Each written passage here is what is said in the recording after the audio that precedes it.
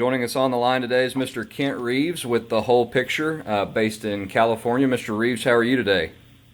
I'm doing all right. How are you? Good. Well, we really appreciate you taking the time to visit with us. Can you tell us a little bit about your background and how you got involved in rangeland ecology and wildlife ecology?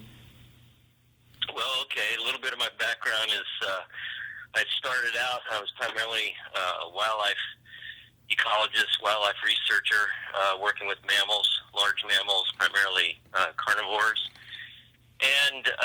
But over the years, let me back up a little bit. While I was in graduate school and my last year of college for my bachelor's, I started taking range classes and became interested in that. So I got involved and got the equivalent of a minor in range ecology at Humboldt State University while I was there, and just became more and more interested in it, especially because for a period of time in there, cowboy was a verb in my life. I worked on ranches in California and New Mexico and spent a lot of time different places, and just got interested from a professional sense as an ecologist, but also as a professional sense as a cowboy. Yes, sir. And can you tell us a little bit about The Whole Picture and what your mission is there? Well, it started. It's my own business. It's a one-person business, and what I am interested in is both wildlife and range and agriculture to a certain degree. In that, I have spent most of my career working with threatened and endangered species who are listed either under the Federal Endangered Species Act or the state of California's Endangered Species Act, but working with them in the sense of working with people in agriculture, primarily ranchers and farmers here in California, how to blend agriculture and protecting wildlife species at the same time, so that both benefit both the rancher and farmer, and wildlife species that are sensitive are going to benefit, while at the same time ranchers and farmers can maintain their business and be profitable. So that's been the gist of my work. And so I travel quite extensively around California, and most of my work is with ranchers. And right now I'm working through a grant program and working with a network called Rancher to Rancher. And then I've also done work where I work pretty extensively with wildlife in relation to vineyards in California, and managing vineyards in a way that benefits wildlife. So, Oh, wow. That's, yeah. Well, for folks who maybe are interested in careers in agriculture and think, well, I can go and get a degree in animal science or agronomy, but might not be as familiar with range management. Can you explain a little bit about what range ecology is and how it ties into the whole picture of property management and ranching and agriculture? Mm-hmm.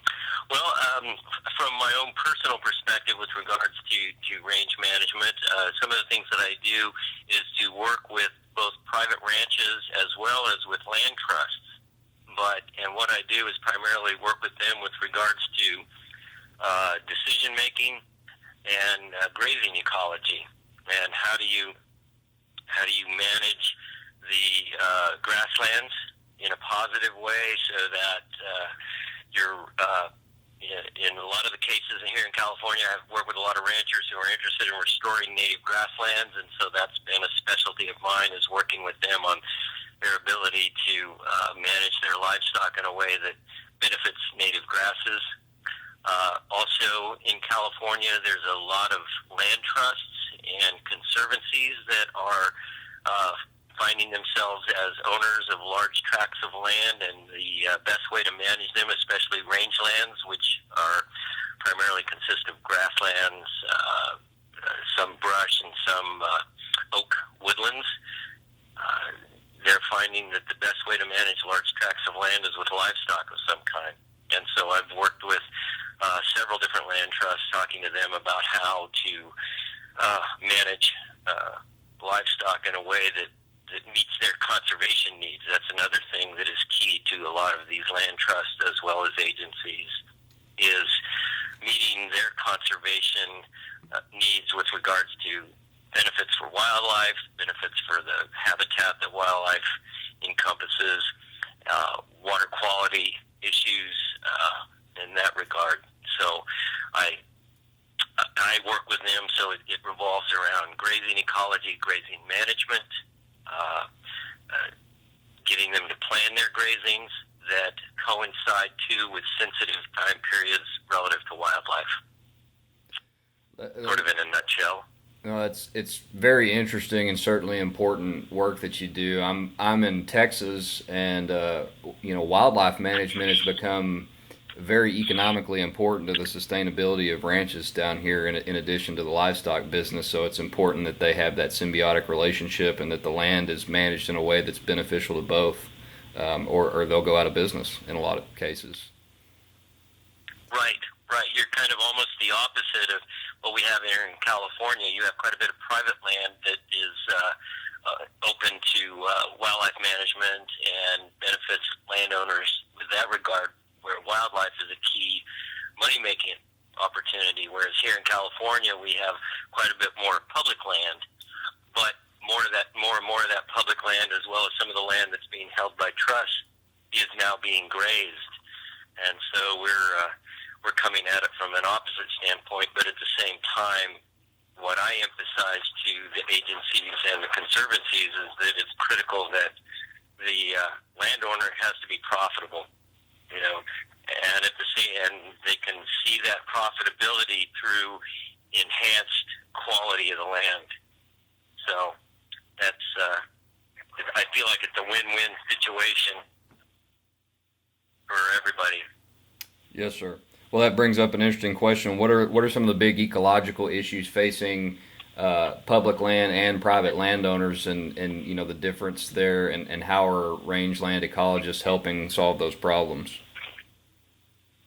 Well, some of the big issues here in California, we just came out of a pretty destructive drought. That just this year we finally got a little bit of a reprieve from that. But mostly in California, one of the biggest threats to rangeland is development near large cities. And we have an organization here in California, the California Rangeland Trust, which was set up through the California Cattlemen's Association to help protect private ranches with conservation easements.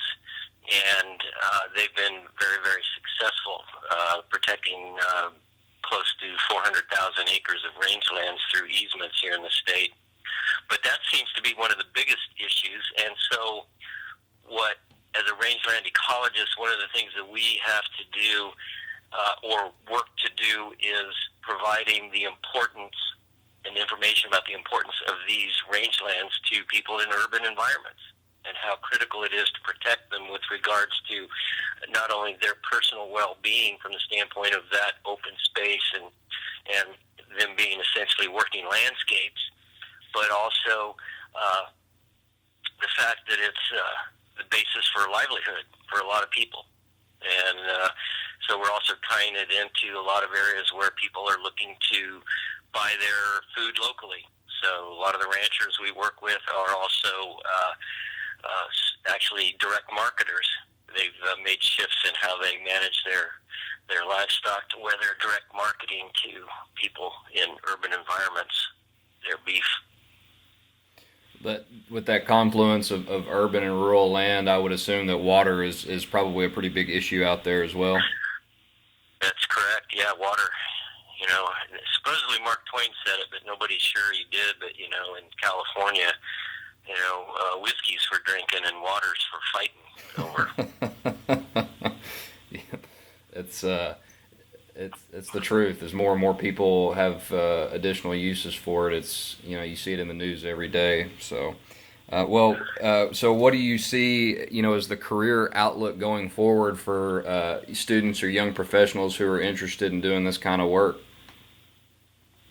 I think over the years, I've been involved in natural resource management for well over 30 years, and I see more and more jobs and opportunity coming out of natural resources compared to when I was a young 20-something looking to get into natural resources. So I think that's And so I'm thinking that there's more opportunities. I'm seeing more jobs. I'm seeing more programs, for example, with internships, with young people working not only for agencies but also for private ranches.